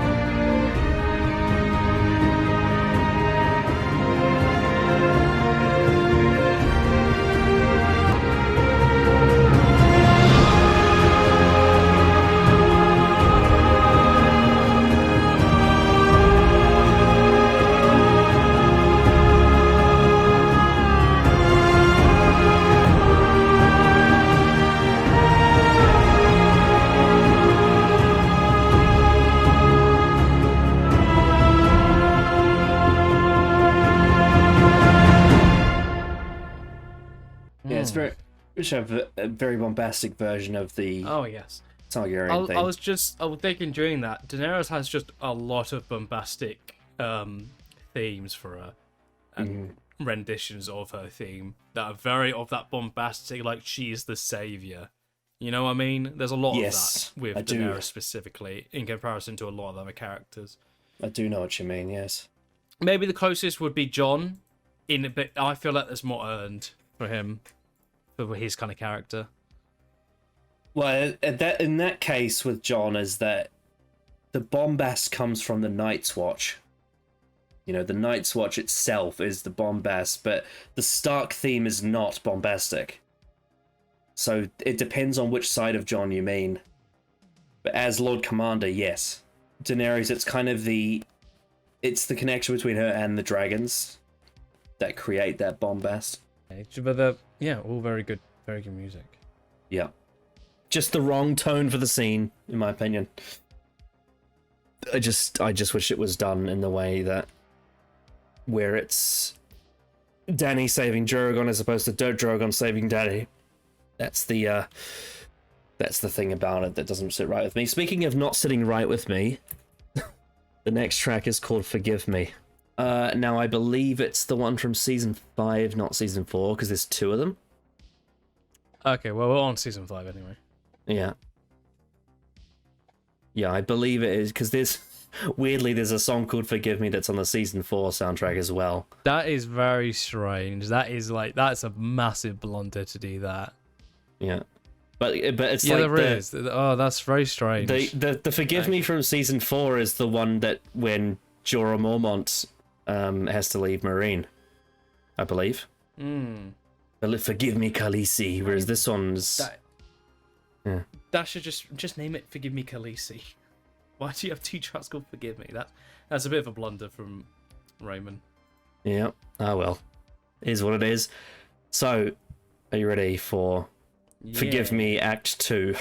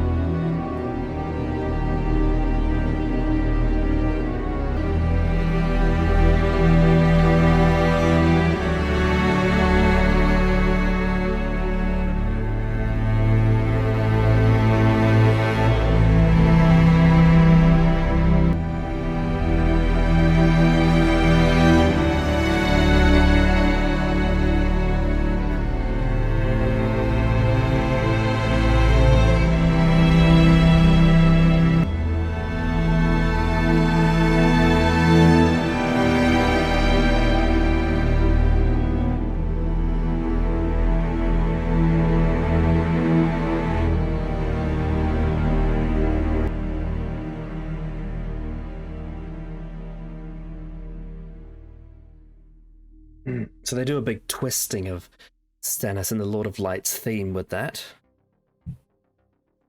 Mm-hmm. I mean, it's a great piece of music, and it does fit what the scene's trying to do. This track is very suiting for what they were trying to do. Yes. It's again the word frustrating comes to mind. All the ingredients are there to make a great scene, and it's just not. Yeah, unfortunate. So to sort of quickly rattle off some differences, his Dar-Zolorak is not killed by the Sons of the Harpy, as it's suspected that he is in league with them, perhaps even their leader. He married Daenerys before the events of Daznak's Pit and is currently still alive. Doran sends Nymeria Sand to serve on the small council in King's Landing, not Trystane. Oh yeah, that was actually something we didn't talk about, is that Trystane is going to be on the small council, and he's going to take Oberyn's seat. But Trystane doesn't really have a character, does he? That's kind of an issue. Yes, now, In the books, the Sons of the Harpy do not launch an open attack on Daznak's pit, though they do attempt to kill her by poisoning food on a buffet in the royal box provided by Hizdar. However, and this is a character that's not in the show, so do you remember in season 4 when they first get to the gates and Dario Naharis slices the horse's leg and then pisses on the ground in front of the gates? I think so. Remember that scene? It's when they first get to Marine. Mm-hmm. Well, in the books, there's a character called Strong Belwas, who's a eunuch, and he's massive. He's this massive fat eunuch, and he loves to eat lots of food. So basically what happens is that Daenerys doesn't end up getting poisoned because Strong Belwas eats all the poisoned food. Because he's just such a gluttonous, such a gluttonous pig that he eats all the food and then tanks the poison. Which is absolutely hilarious. But the key part of the story is that Hizdar provided the food, and people suspect that Hizdar might be in league with the Harpy because the Harpy poisoned it. So it's more of a, they try to stealthily kill Daenerys with poison as opposed to stab her in an ambush. I've always wondered, for this scene, wouldn't it have been smarter to, instead of start stabbing people... I mean, I guess they do have that one Harpy that tries to kill her and then Jorah Mormont sees it and throws an arrow at it. But wouldn't you want the entire ambush to surround her and not the stadium full of people? It's very strange that they just decide... There's like half of them decide to kill a bunch of civilians, really, when they haven't really been doing that at all so far. It feels very strange.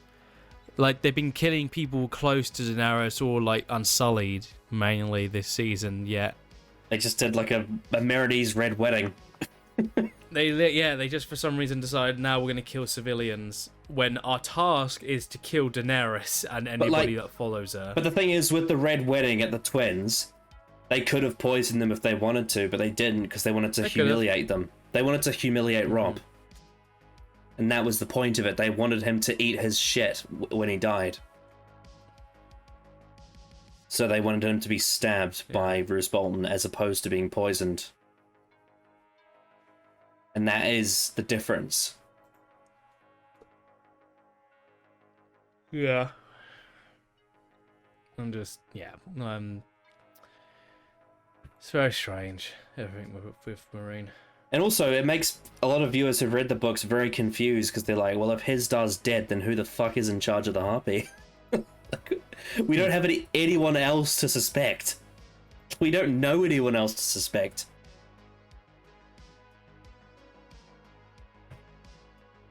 Like, think about it, though. Like, literally, who else could it be? Well, no. And this is the issue, is that when you cut out so many characters, you don't have as many people to be suspicious of. You've cut out, obviously you've killed Barristan early, you've killed Hizdar here, and then there's characters like Strong Belwas that aren't there. You don't have the Shave Pate, you don't have Quinton, you don't have a lot of the other politicians that are around that she has rejected and not taken part of. You don't have... Zarazo and Doxos, he died in season 2 in his own fucking empty vault, which made no sense. There's no developed characters that it could be now, and that's a massive issue. Because even if it was revealed to be some random slave owner, then why would anyone care? It makes you think it would have to be someone like a Varys, wouldn't it? He's like the only person it could be where it would actually be interesting. Right? Because I can't think of any other possible person it could be where it would actually lead to something. But I don't see why Varys would be in charge of the Harpy, because he's not that kind of person, is he? His way of getting his dues on the world is not by an army of faceless, sort of anonymous assassins, hiding in walls. It's too antithetical to the people, because Varys cares too much about the realm, and so the common people of Meereen would be in his best interest. So there isn't really any sort of possible person it could be, right? that's actually part of the story, because they've just killed Hizdar, and even he wasn't suspicious at all. So yeah, it's a bit of a mess. Tyrion is present in Daznak's pit in the books, except he is a dwarf riding on a dog as a show for the observers. He does contemplate revealing himself to Daenerys, only to stay silent when he sees Barristan Selmy, who is still alive at this point in the books, out of fear Barristan might prejudice Daenerys against him, out of their shared contempt for Hell Lannister. Imagine he was still around in the show. Imagine he was still around the show for that conflict. Yep. This would be all so much better if Barristan was there, not only for Tyrion but for Jorah Mormont. It would be just better. It would just be better. Yeah. I'm not saying it would be good, but it would be better and more interesting, and there'd be actual conflict there. That'd be interesting to explore. But no. You had to kill him off halfway through the season for some reason. There's a few bits and pieces about Stannis here, but I think I'll save that for a later date, because I think I can get more in depth about this part of it later. Also, in the book, I believe it's in a dance. Yeah, it's in a Dance of Dragons. Due to the snowstorm, Stannis relents and lets the fanatics in his army sacrifice 4 soldiers who are caught eating a dead body instead of Shireen. So it's not Shireen who gets burned, it's 4 soldiers who are caught being cannibals. I feel like that's way more in character, isn't it? It's way more in character for him to sacrifice a cannibal than to sacrifice his heir. Arya does not see Meryn Trant in Braavos, nor does she pursue him into a brothel. Instead, Arya follows Raff the Sweetling and tempts him in the Mercy sample chapter of the Winds of Winter. Raff the Sweetling in the books is the one that killed Yoren and took Needle. It wasn't just Polliver, it was Polliver and Raff the Sweetling. Polliver got killed by her at the what's it called, the inn, and the Tekla got a hit on the Hound, which is why he dies in the books, whereas in the show he gets pushed off a cliff by Brienne, which was absolutely stupid. Raff the Sweetling is she sees in Braavos, and that's part of this thing. But again, it's a thing of they decided to cut Raff the Sweetling from the show and just have Polliver do everything. So that isn't there. So instead they replaced it with Meryn Trant because he killed Syrio Forel and is also apparently a pedophile. Meryn Trant has not shown any attraction towards children in the books. I'm not surprised. I'm not surprised. Because it's a bit fucked up. The scenes at the Great Pit of Daznak and Meereen were filmed in Osuna, Spain, in the Plaza del Toros, which has real sandstone walls and is over a century old. Controversially, it is actively used it is an actively used bullfighting ring. Annual events are held at the plaza, which end with bulls actually being killed in the arena. That's a bit fucked up.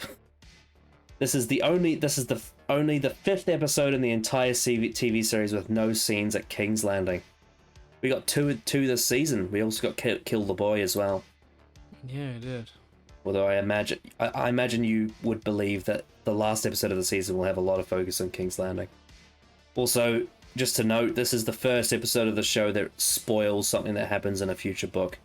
And there is more spoilers to come, by the way. There's more of those to come in later seasons. But this is the first one that spoils something that happens in a book that hasn't come out yet. And that's that. It's done in a way that does not work. It does not make sense. So you know how Shireen is reading the Dance of the Dragons book about Rhaenyra Targaryen? Joffrey Baratheon previously explained who Rhaenyra was back in season 3, saying that in the end she was captured by her brother, who then fed her to his dragon while her son watched. That was that scene he had with Marjorie in the Sept of Baelor. Joffrey was very excited to tell her that story. You will get to see more about the Dance of the Dragons when eventually the House of the Dragon prequel show catches up to it. Here we go. Here's going to back up my point. No explanation is given for why Jon Snow, Tormund, and thousands of surviving wildlings arrive at Castle Black from the north side of the wall, necessitating a tense moment in which Alyssa Thorne hesitates about letting them through. They were last seen fleeing Hardhome by ship. The easternmost castle at the wall, Eastwatch by the Sea, is also their port on the east coast, though Jon never explicitly says he's going there. It is implied due to previous acknowledgements of its status as a port. The fleet should have simply sailed around the wall and deposited them directly at Eastwatch, after which, if they wanted to go to Castle Black, they would march along the south side of the wall. So yeah, it doesn't make sense. It's just poor. It's poor planning. Also, I wonder what Stannis would think if he found out what happened to the ships that he gave Jon. Some of them have probably been left to be destroyed. Not all of them, but some of them. Oh yeah, one other thing that I haven't mentioned. One of the things about the Dornish story in the books is that, you know how there's that whole thing about how the Dornish don't discriminate by gender and how they see men and women equally? Well, that is the same with their monarchy. So, you know, in King's Landing, Myrcella does not become the queen after Joffrey dies. It's Tommen, right? Because he's the next boy. But even though Myrcella is older than Tommen. Whereas the Dornish believe that she should be the queen of Westeros because she is older than him, and that females should not be discriminated. And so part of what Prince Doran wants to do is to send her with Nymeria Sand to King's Landing to negotiate the idea of Myrcella being the queen of Westeros as opposed to Tommen. So that is an element there. The other part of it is the fact that Arianna's older than Quentyn. So she would become the heir to Dawn before he would, because obviously they don't discriminate by gender. They don't really explore that much in the show. Instead, they just have the female characters be really cringe. Also, doesn't it seem really like silly now? This whole thing started by them sending a snake with her necklace. That's how it all started. Yeah. Oh, here we go. Here's a bit of cringe to talk about. The hand-slapping game that Nymeria and Tyene Sand play in their prison cell is actually an in-joke by the writers to an incident that occurred off-set. Huh. So we're wasting screen time referencing that.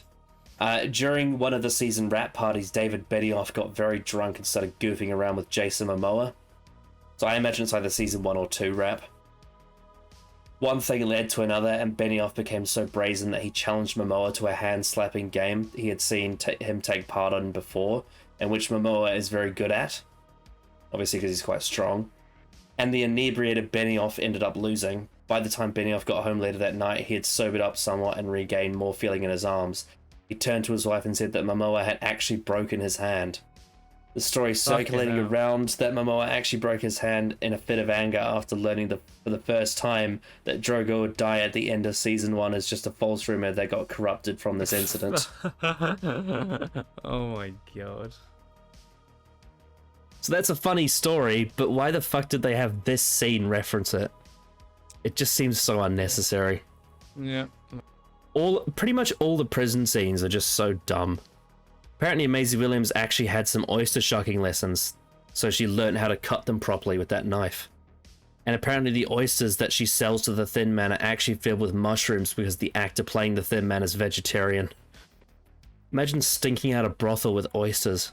Yeah, how do we feel about the fact that it took 5 episodes for them to get to Braavos, despite the fact that they're not that far away from each other? Took a while. Took a while, didn't they? How long did it take Stannis to get there in season 4? I think it was like 2 episodes. I think so, something like that. Yeah.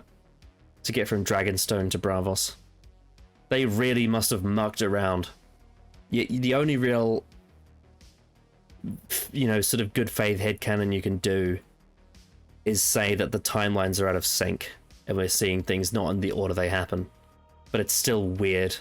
From a storytelling presentation perspective, it's a very strange thing. Yeah, so the viewership. So we saw a big jump after the big dip, because if you remember, the rating for, let me just see, for The Gift was quite low, because the start of the season was 8 million, and The Gift got all the way down to, I think it was 5.5, and then Hard Home went up to 7.01. There's a big jump after The Gift. The Dance of Dragons. The viewership for The Dance of Dragons was 7.14. Hmm. So Hard Home did bring it up slightly. seemingly, Yeah. but not massively. Not seemingly so. I think it boosted the morale of the fans and the viewers, but it didn't increase the amount of people watching it by that much. No. I think it just returned a lot of goodwill to the show after episode 6, which destroyed a lot of that. But yeah, 7.14. So, yeah. 7.14, they're having to climb back to that record 8 again. Give your conclusion and a rating out of 10 for the Dance of Dragons. Oh, there were some highlights, but also a lot of mixed bag stuff, and then one in particular scene that was quite shockingly terrible, despite really good acting. Yeah, it's probably gonna have to be something like because they're worst episodes. Obviously, there's just this one thing is really holding over it that is just quite terrible as a creative choice. I'm probably gonna give it a 4.5 out of 10. I think. Yeah, the Dance of Dragons is a very strange episode because there's a lot of presentation positives to like about it. It has some very good acting. It has some very good dialogue scenes, some really good direction. And outside of the green screen, some of the production's quite polished. But on top of that, it's full of issues. The Stannis character assassination is probably the biggest of them, despite the amazing acting. The devil stuff is really good though. The marine scene is just great. It's great for Jorah Mormont, but it's just so weirdly construed. And the rest of the characters are all twisted around in ways that don't function. A lot of the impact is removed and changed with the Harpy attack and the whole thing with Drogon. It doesn't work in the same way. The Wildlings and Jon Snow appearing at Castle Black doesn't make sense. It's just a strange choice just to force that tense moment. The Meryn Trant pedophile stuff I think goes too far. I think they're trying to make him too hateable. You know, they are taking it to a level that they don't need to. I feel like it's a bit ridiculous. Like, you have her wanting revenge for the death of Syria Farrell anyway. You have scenes like when he, you know, tears the clothes off Sansa and beats her at Joffrey's command. You don't need to go the whole distance of that, but apparently they did. They chose to. It is interesting to see Arya clash with them in her, you know, in her challenge to keep that facade. And then the scenes in Dawn are really stupid for the most part. There's that one scene with Jaime and Ellaria Sand that's quite good, but it's a very anti-climax of a story. It's wasted potential. It's just sort of nothing really. And overall, I just think it's a really, really mixed bag of an episode, and it kind of botches what could have been really good drama and makes it into a bit of a whimper and a bit of a botched episode. And I'm actually, as a book reader, a bit more offended than I think you are, because I know what this episode's missing. I know what they've chucked out, and I think it's a real indictment on Dave and Dan's inability to create television that is original and create television that deviates in a way that actually works, as opposed to homogenizing iconic moments and changing them without thinking of the repercussions of doing so, and trying to force their version of events onto the story which don't work. And I'm going to give this a 4 out of 10, despite the fact that it has some very good acting from Stephen Delane in it that I love to watch just purely from a performance standpoint out of context. Very disappointing. By far the worst episode 9 so far, and it's not even close. Because the previous 4 have been some of the best episodes of the show. They've been pretty decent. Baelor, Blackwater, The Reigns of Castamere, and The Watchers on the Wall are all classics, and this one is far from it. Yeah. Although a lot of people would argue that Hardhome is the real episode 9 of season 5. But yeah. One more episode. We've only got one more episode left of season 5. And there's still so much to go, so much to wrap up.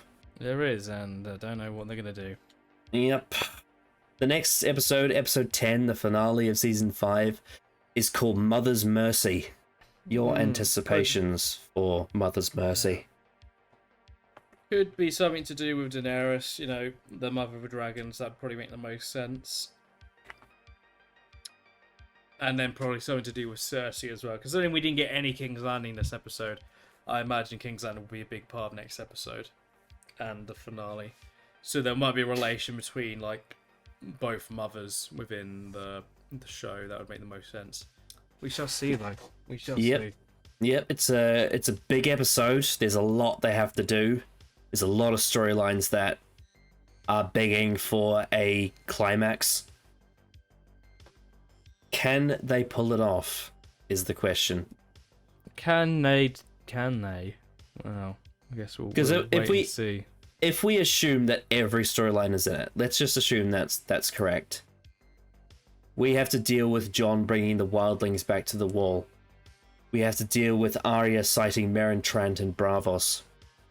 We have to deal with Stannis going against the Boltons in the Blizzard. We have to deal with Cersei and her issues in King's Landing with the High Sparrow with the Faith Militant. We have to deal with Jaime taking Marcella and Trystane back to King's Landing from Dawn. We have to deal with the fact that Daenerys is taking her dragon away from Meereen, and Tyrion, Daario, and Jorah Mormont and Missandei and Grey Worm have been left behind, with the Harpy still there. It's a lot. There's a lot going on here. But also, fucking Littlefinger is somewhere. He's doing something. So is Brienne of Tarth and Podrick as well. They're camped outside Winterfell. You got the whole thing with Sansa and Theon and Ramsay and Roose Bolton. There's a lot. There's a lot that needs to be dealt with in the next episode. What are your confidence levels of how they're going to wrap up the season in the next episode? It's not very high. It's just not very high.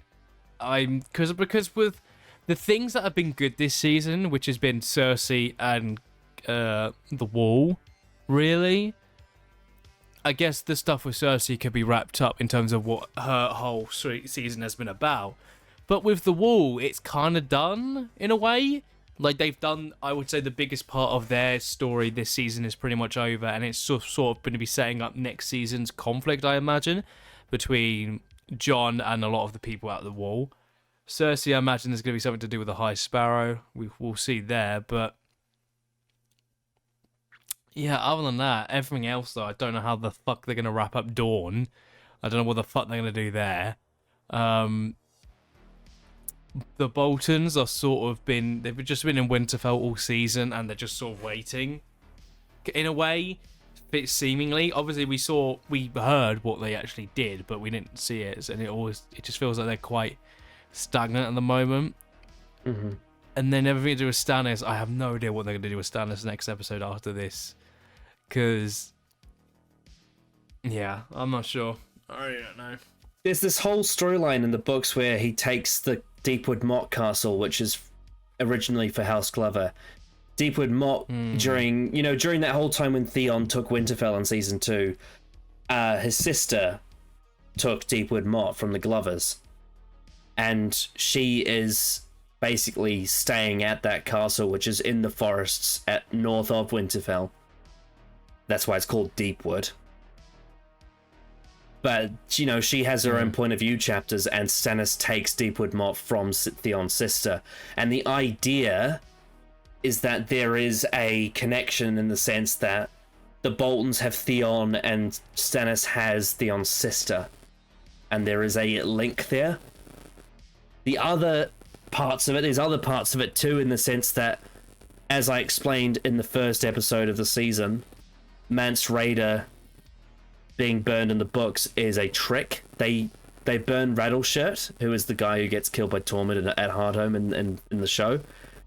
Rattleshirt has a spell put on by the Red Woman to make him look like Mance Rayder, and Mance Rayder escapes and goes to Winterfell to infiltrate from the inside as part of Stannis' plan. And on top of that, you also have Wyman Manderley of White Harbor, because what happens is, in this part of the story, is Davos isn't with Stannis. He sails to White Harbor to meet with Wyman Manderley to see if they're... I mean, it's different in the show because they're in season 3 and they go to the last hearth where the Umbers are. But in the books, Rickon and Osha leave Bran after Winterfell at the end of the second book, which would be the end of season 2, and they go to White Harbor where the Manderleys are, and the idea is that Davos is going to sail there to try and find Rickon Stark because he has a legitimate claim to the north, as far as they know, and Wyman Manderley captures Davos to make Cersei think that he's on the Lannister side, but it's all part of a plan, and Wyman Manderley attends the wedding between Ramsay and Sansa and is also part of, you know, sort of getting revenge for the Red Wedding. There's all of these things going on in the sense that Wyman Manderley wants revenge for the Red Wedding against Bolton. And then, of course, on top of that, Mance Rayder is part of that with Stannis and with Jon in infiltrating from the northern side. And there's a lot more going for Stannis in the books as opposed to here where it seems pretty desperate. Now, whilst the snows do affect him, rather than it giving him into dire straits, it instead changes his course of action and his strategy. And the suggestion is that Rickon and Osha went to the island of Skargos and Davos has to go find them. Whereas in season 5 of the show, his journey is much different. And he doesn't do a hell of a lot, to be honest, outside of a few good character dialogue scenes with Jon and Shireen. Yeah, it's a bit of a mess, isn't it? It kind of is, yeah. Yep. But anyway, we will see you all next time for Game of Thrones Season 5, Episode 10, Mother's Mercy. I will bid you adieu, a good night, mwah, and a goodbye. Bang.